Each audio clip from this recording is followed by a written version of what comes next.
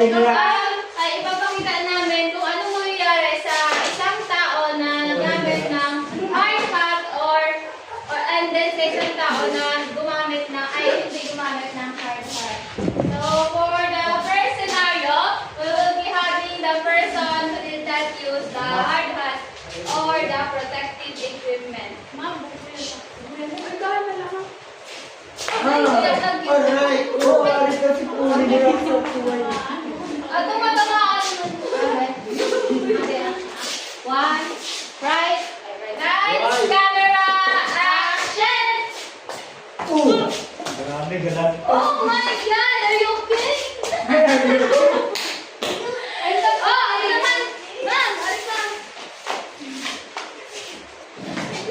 3, 2, Light, camera, action!